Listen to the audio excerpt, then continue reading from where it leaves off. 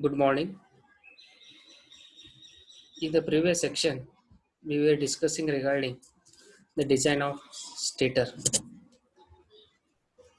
So, also we have discussed the design of rotor in case of three-phase induction motor, and we have solved some examples on the design of stator part for the induction three-phase induction motor. So, in today's lecture, we'll discuss the design of rotor remaining part. It is design of one type of rotor of a three-phase induction motor, and we are going to solve some examples on the design of rotor, and then we will see what is the again performance evaluation. So now I will share you some uh, documents.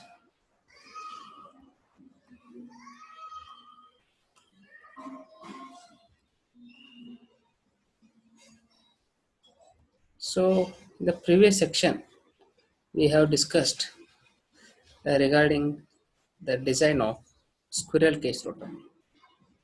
Just you can see here the design of squirrel cage rotor.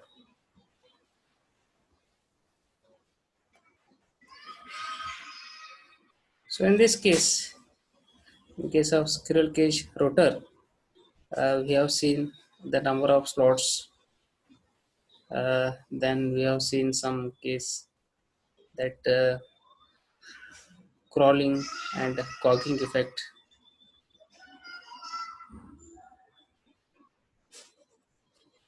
Then we have seen that rotor bar current. Then again cross-sectional area of the rotor bar, shape and size of the rotor slots.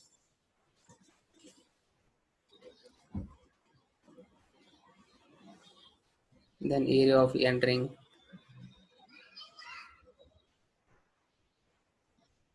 and so on. So normally, if we are talking about the design of rotor, so when you are going to design the stator, then only you are going to design the rotor. So before design of the rotor, you need to design the stator part. Please remember. So in case of stator, what all we know is the main dimensions of the stator. So one is the length of that particular stator and the diameter of the stator.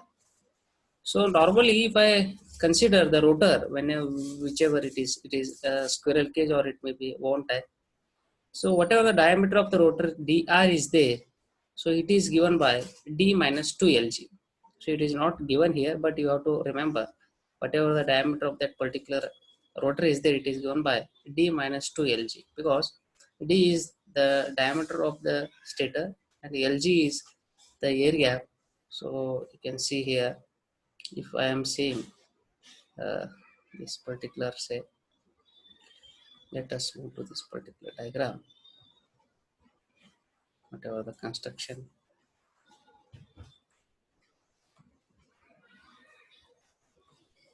Yeah, in this case, you can see, let us say, so this outer part is what it is, stator, and the inner part is what it is, the rotor. So now if I say the length of this stator and rotor, they are same. Whatever the length of the stator is there, it is equal to length of the rotor. And now in order to calculate the diameter of the rotor, this is, let us say, the diameter of the rotor from this. So this is the diameter of the stator. So now this diameter of the rotor dr will be given by, so d minus 2 lg, d minus 2 lg. So this is the basic you need to understand. So now we move towards the particular design of one rotor. Design of one rotor. So in this case, you see some of the parameters of the design of one rotor.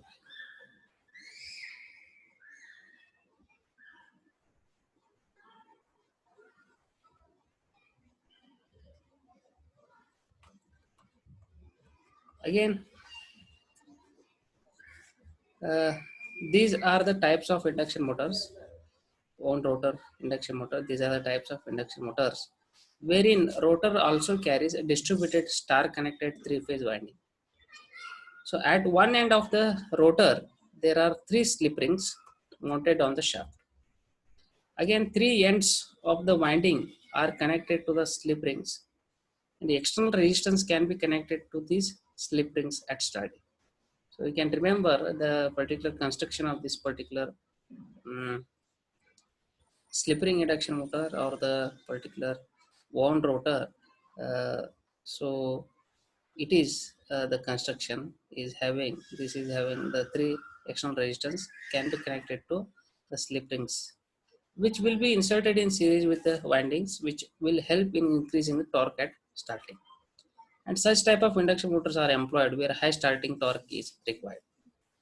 So now number of rotor slots, as mentioned earlier, the number of rotor slots should never be equal to number of stator slots. So we have seen in the squirrel case that the number of whatever the SR is there, so number of stator rotor slots, so it should not be equal to the number of rotor slots, number of rotor.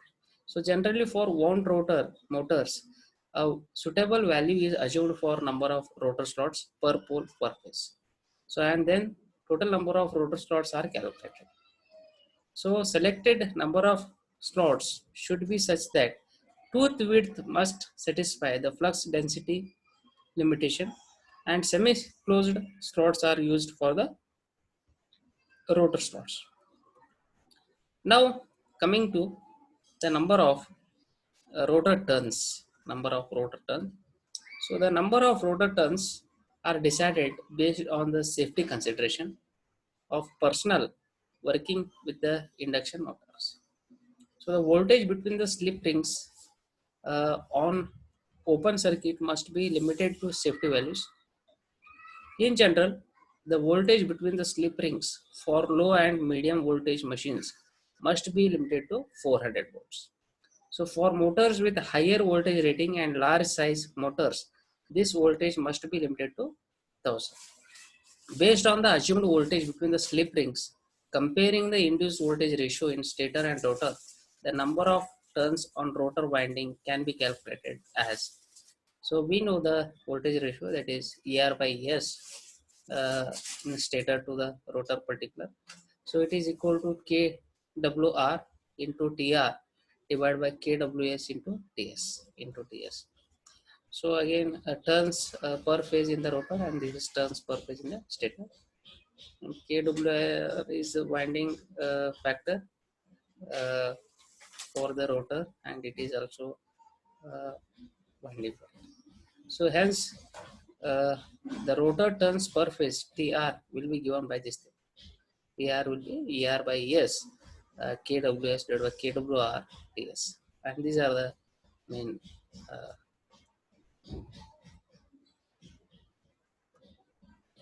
different parameters: ERES, KWS, KWR, and TS. Now rotor current. Rotor current can be calculated by comparing the ampere conductor on stator and rotor. Ampere conductor, stator and rotor. So this is the rotor current, IR. It's the formula for the rotor current. It is given by KWS into SS into ZS bar into IR dash divided by KWR into SR into ZR dash. So this is the rotor current formula. So now area of rotor conductor, area of rotor conductor. So we have seen the area of stator conductor in case of the stator design. Now here we need to calculate the area of rotor conductor. So it should be assumed between 4 to 6 ampere per millimeter square. Whatever, sorry, current density of rotor conductor can be assumed between 4 to 6 ampere mm square. That is current density mm, delta R. Delta R is assumed. So now area of rotor conductor will be given by, this is IR divided by delta R. IR divided by delta R mm square. So this AR is again less than 5 mm square, use circular conductor. Again, then the standard conductor size can be selected similar to the stator conductor.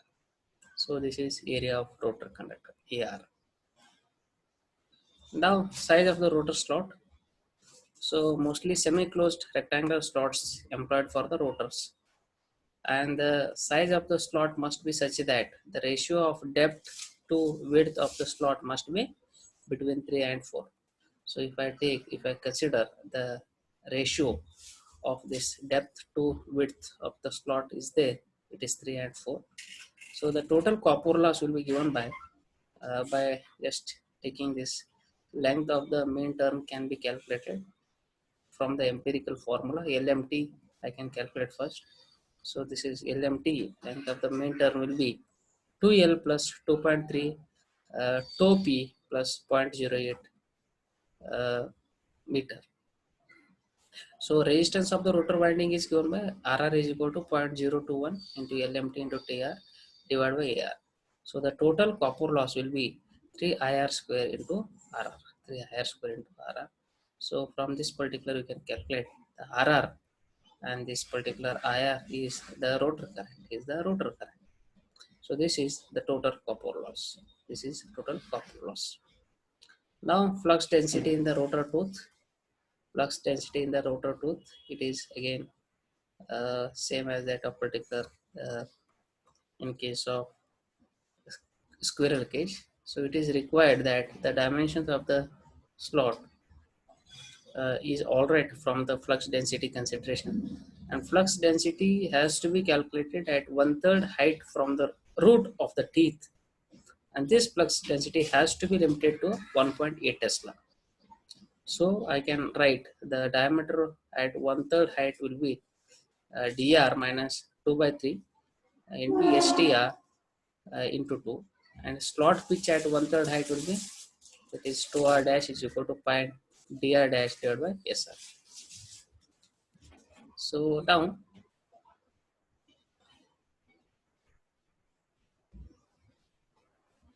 again tooth width at this section will be btr dash to sr dash minus bsr.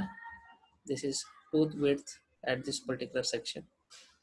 Then area of one rotor tooth will be ATR is equal to PTR into LR. Area will be B into L.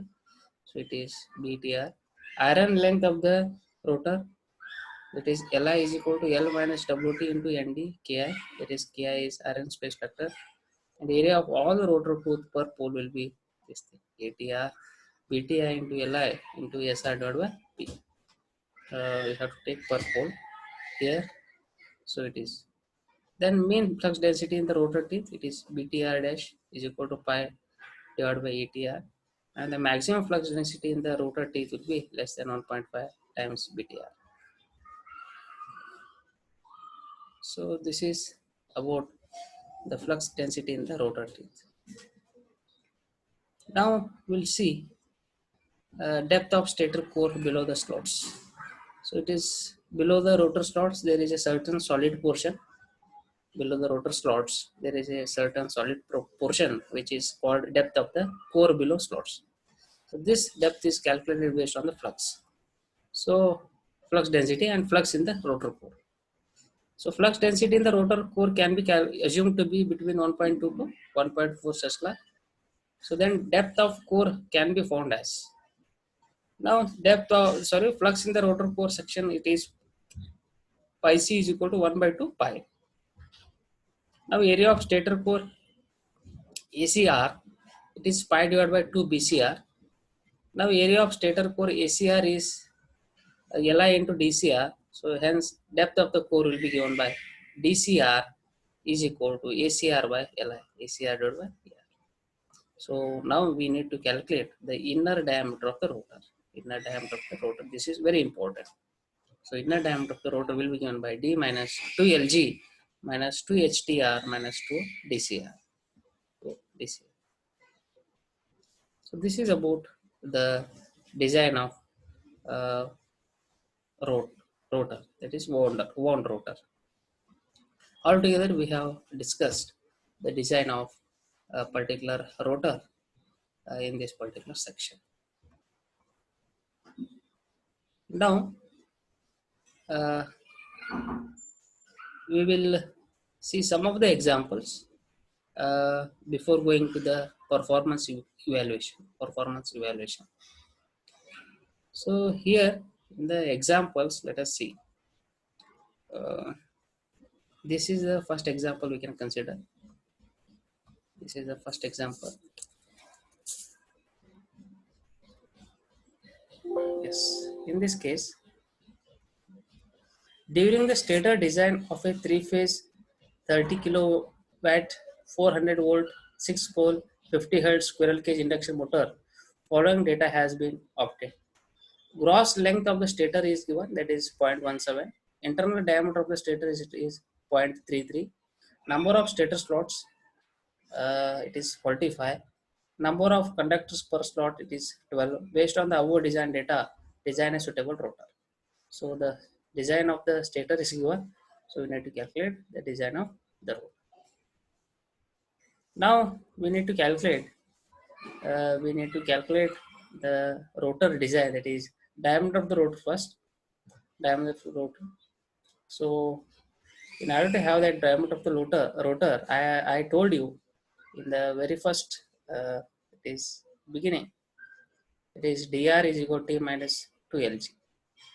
So now length of the air gap lg is 0.2 plus 2 root of dl mm. This you need to calculate lg as this thing, main dimensions of the stator. So 0.2 plus 2 under square root 0.33 into 0.17 millimeter. Now it is 0.67 millimeter. So this 0.67 is your LG. Is your LG. So now once you get LG value, you can go for the diameter of the rotor dr. So now dr will be given by d minus 2 lg, d minus 2 lg, and this is 0.33 minus 2, and it will get 0.32 meter. Now number of rotor slots. So the condition is here, it should be SS. Number of stator slots should be more than number of rotor slots. So to avoid clogging and crawling, what we need to consider, SR should not be equal to SS, and SS minus SR should not be equal to plus or minus 3P, and hence so on. Again, to avoid synchronous hooks, this is the condition. Again, to avoid noisy operation, the relation between SS and SR.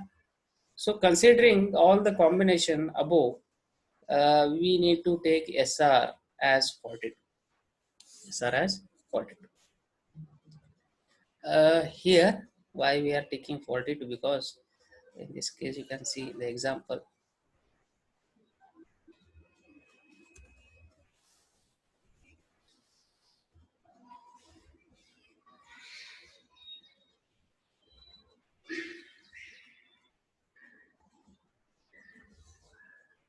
Number of stator slots are 45 now.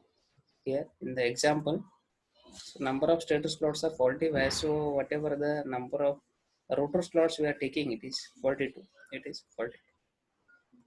So these are the conditions. So we need to take 42. 42. So now rotor slot pitch will be given by pi dr divided by SR. So pi dr, it is 32.8 divided by SR, it is 42, and hence rotor slot pitch will be 2.45 centimeter. Then rotor bar current. So assuming the stator delta connection for stator winding, V is equal to 400 volt. Assuming efficiency, it is 80%. Power factor 0.86. Motor input 30.1 kilowatts. So full load stator current, it is input by 3V phase cos pi. So now we can get the load stator current as 30 amps.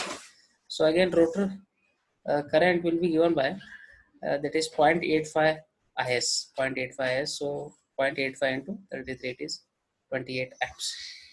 Assuming kws as 0.955 number of rotor conductor for slot 1, so we can get the rotor bar current ib as this is the formula. So we have seen in the particular equation previously. So again, by using this particular ZS dash, you have to put ZR dash, you have to put, and SR you have to put, KWS, KWR you have to put, and you will get IB as 343.8 amps. Then size of the rotor bar and slot. Again, in order to have size, we need to calculate that area and all. Assuming the current density in rotor bar as 6 amp per millimeter square. So AR will be IR divided by delta R, and AR will be IR is the rotor, whatever the bar current is that it is, divided by delta R output, and it will be 57.3 mm square as the area of that rotor. Then again, area of the conductor is 57.66 mm square. Hence, standard conductor size will be 13 mm into 4.5 mm. So the size of the rotor slot to fit the above conductor will be 13.5 into 5 mm. Now, by considering the resistance of the rotor bar, let us say length of the rotor bar LB will be L plus allow for skewing plus allow between the end rings and rotor bar, rotor core. So LB will be, it is 0.22 meter. So next we'll have rotor bar resistance. This is the formula rotor bar resistance. You need to put the values for LB and AB. You will get this rotor bar resistance. Then copper loss in the rotor bars. So again, in the previous we have seen the formula. Whatever the IB square or IR square is there into RB into number of rotor bars will be copper loss. So put the value here, you will get this. Now entering current IE, because whatever the rotor bars are there, they are connected by the end rings. So whatever the rotor bar current is there, again it is um, uh, that is somewhat less than that particular entering current. So entering current will be given by 1 by pi into SR by P into IB. So IB again it is the rotor bar current, you can say rotor bar current. So now by putting this we can get IE, entering current. Now area of cross section of the entering AE will be IE divided by delta E, and it is 117.8. Now rotor diameter DR 32.8 centimeter. So assuming DME 4.8 centimeter less than that of the DME 28 centimeter. So we need to calculate mean length of the current path in entering LME as pi into DME. So resistance of each entering will be given by RE is equal to the particular 0.021 LME divided by E, and hence this thing. Now total copper loss in the entering will be 2 IE square RE. Put the value, will get total copper loss. So again, total copper loss in the bars plus copper loss in the end ring. This is total copper loss. Then equivalent rotor resistance R dash would be total rotor copper loss divided by 3 IR dash square, and it is your equivalent rotor resistance R dash. So this is how we can solve the examples on this particular rotor. Hope you understood. So in the next section, we will discuss another examples, and then we will see the performance evaluation. So thank you.